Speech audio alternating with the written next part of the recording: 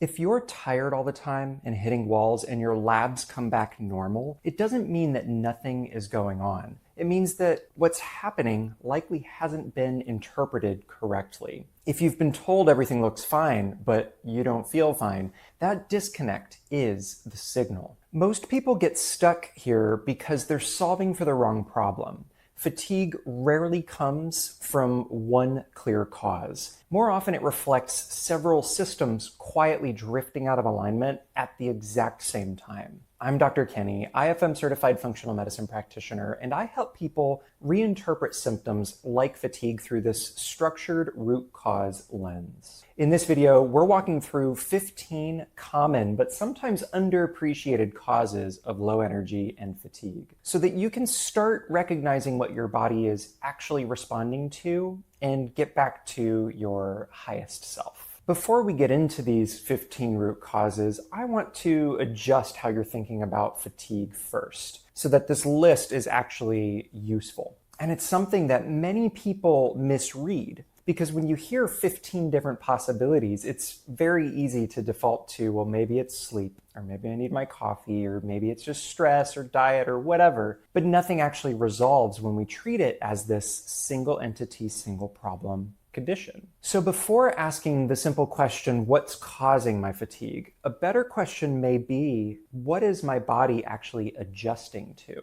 Fatigue reflects how your body is managing energy across multiple systems at the same time because we can't actually separate our systems. That's why two people can feel equally exhausted but dealing with very different underlying drivers and lived experiences. So the question isn't, why am I tired? It's, what is my body compensating for? One way to think about this that I use a lot is the energetic piggy bank frame. Every day, your body is making deposits and withdrawals when we just talk about total energy and body burden. Sleep, blood sugar that is stable, recovery, good nutrition status, all of these add to your energetic bank account. Whereas stress or inflammation or pouring from an empty cup, poor sleep quality, those all pull away from it. And when your withdrawals consistently outweigh your deposits, your body adapts by lowering energy output. That's oftentimes when the fatigue shows up, whether it's a physical or mental and cognitive fatigue.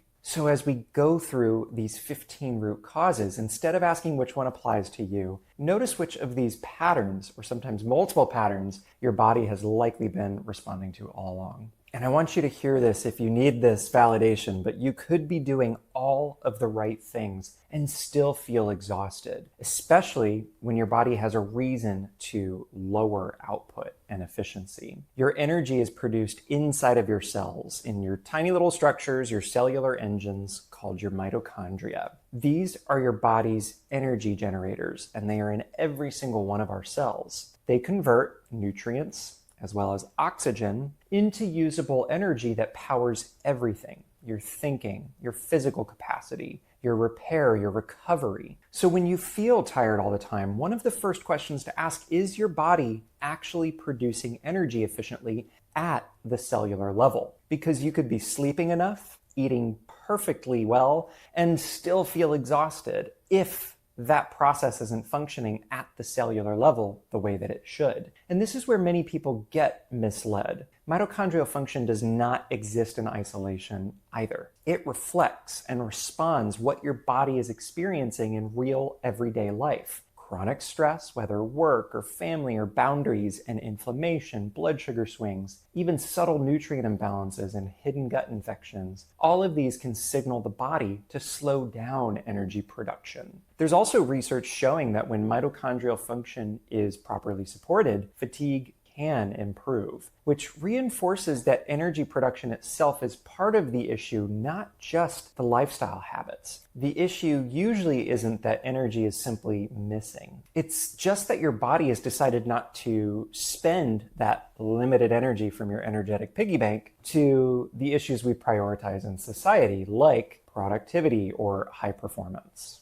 This becomes the foundation of our thinking here. Before assuming it's just sleep or willpower or the lack of coffee, the better question is your body actually in a position to produce energy in the first place? So mitochondria is root cause number one. Once you understand that energy is produced at the cellular level, the next question is, what is controlling how much energy your body allows you to use? This is where root causes 2 through 4 come in. The neuroendocrine system, or everything involving your brain, nervous system, and hormones. When this system is balanced, energy feels steady. You wake up with capacity, you can move through your day without the crashes, and your body knows when to ramp up and when to wind down. But when the system is consistently pushed through chronic stress or not allowing enough recovery time or sustained demand in general, no matter what domain of life that comes in, the body adapts to it, sometimes overly so. It doesn't run out of energy, it starts regulating the access to the limited energy that we do have.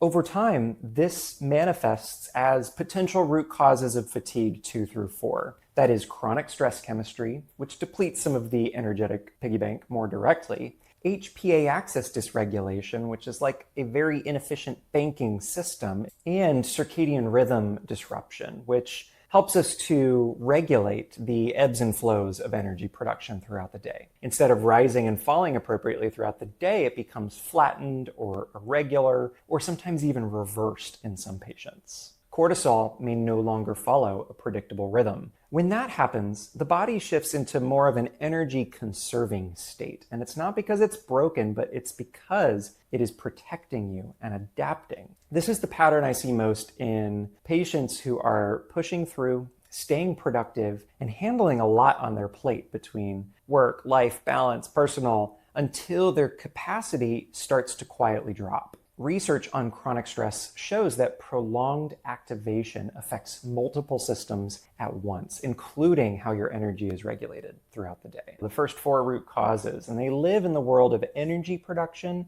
and the systems that determine how much of that energy is actually available to you. This is where a lot of people start to recognize their own pattern. Even if your body can produce energy, and your hormones are relatively stable, it still needs a steady supply of fuel to work with. That fuel comes from glucose or sugar, and it's regulated by your blood sugar and insulin responses. Interestingly, stress chemistry plays a role here. When blood sugar is stable, more often than not, energy tends to feel more stable. You could go a few hours without thinking about food or getting jittery, your focus holds, and your energy doesn't suddenly dip or even peak. But when blood sugar is unstable, energy becomes unpredictable. You might feel a quick lift after eating, followed by a noticeable crash. Or like many people, you may hit that mid-afternoon wall where focus suddenly fades, or you're reaching for caffeine or sugar to get through the rest of your day. This becomes more relevant with root cause number 6, insulin resistance. When your body is no longer responding to glucose efficiently, over time that creates a gap between the energy that's available and the energy that your body can actually use. There's also research linking blood sugar dysregulation directly to fatigue, which helps to explain why many people feel both tired and wired at the same time. So this layer isn't just about what you're eating, it's about whether your body can create stable,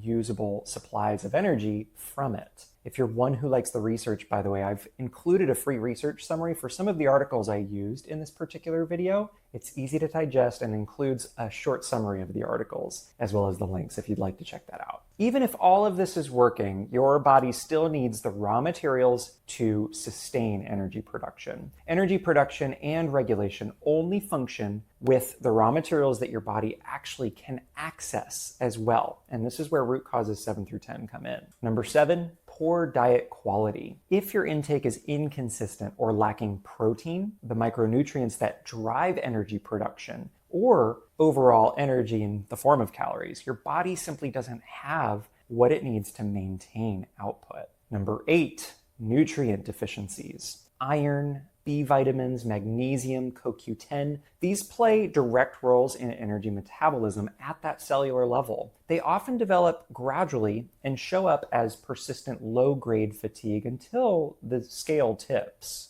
And it's important to note that many commonly prescribed drugs, including statins, deplete many of these important energy production nutrients. Number 9 is hydration. Even mild dehydration can affect your blood volume, your circulation, and your cognitive function. And it often presents as low energy or brain fog before anything else. And number 10 is absorption. You could be eating well on paper if you're tracking your foods, but if your gut is not properly breaking down and absorbing those nutrients, your body remains under-resourced, even if you're doing all the right things. Gut inflammation, motility issues, subtle digestive dysfunction, or hidden imbalances, all of these can contribute without being obvious or something that would flag a traditional diagnostic test. So this category isn't just about what you're eating. It's also about how your body is actually able to access and extract the energy potential from food. Now we move into root causes 11 through 14, which often go unrecognized, and they are in the categories broadly of inflammation and immune load. This is usually the part that most people don't realize is slowly withdrawing from their energetic bank account. Even if everything else looks to be in place, your body can still feel exhausted if it's constantly directing resources towards something happening in the background. Number 11 is chronic low-grade inflammation. This can stem from multiple sources: diet, stress, gut dysregulation, or environmental exposures. The key point here is that your immune system is staying activated, even when you don't feel obviously sick, and this draws energy. Number 12, food sensitivities or intolerances. These don't always show up as stark digestive symptoms, which can make them go unnoticed for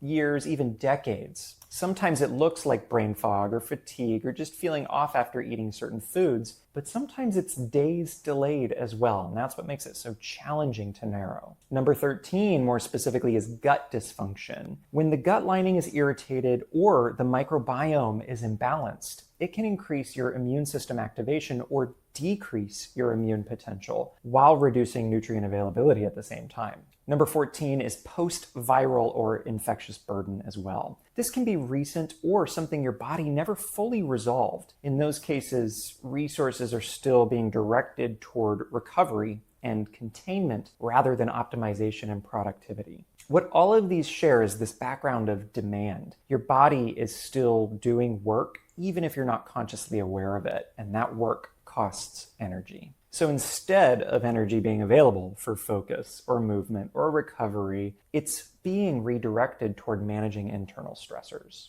Root cause number 15 is more defined medical conditions, medications, and how all of these patterns begin to overlap. Sometimes fatigue is tied to a specific condition: anemia, where oxygen delivery is reduced, or thyroid dysfunction, where the metabolic pace slows. Even cardiovascular issues where circulation and oxygenation are affected. But there's these similar underlying root cause drivers that even drive those conditions. Medications can also be part of the picture. Certain antidepressants, statins, blood pressure medications, oral contraceptives, and other prescriptions can influence energy as a side effect. But here's one of the most important parts as we've gone over these 15 root causes. Even when one of these is present, it's rarely the whole story. What I tend to see in practice is that these often sit on top of the same patterns we've already walked through, from stress chemistry to mitochondrial output, blood sugar regulation, inflammation, and nutrient status. They all still matter. This overlap is incredibly important when you start questioning your fatigue. You may have 2, 3, 5, 10 of these root causes interacting at the exact same time. Individually, none of them may be major on their own, but together they create a very real drop in output and your overall energy capacity. And that raises the deeper question: why does your body slow energy down in the first place? Because fatigue isn't always about something just being depleted. Often it's about your body shifting to a different mode entirely. And this video here on your screen walks through how mitochondria can move into a protective, energy-conserving state, and why that mechanism often sits underneath many of these patterns we discussed today. I'm Dr. Kenny, Root Cause Health Detective. Thank you for watching, and I'll see you in the next video.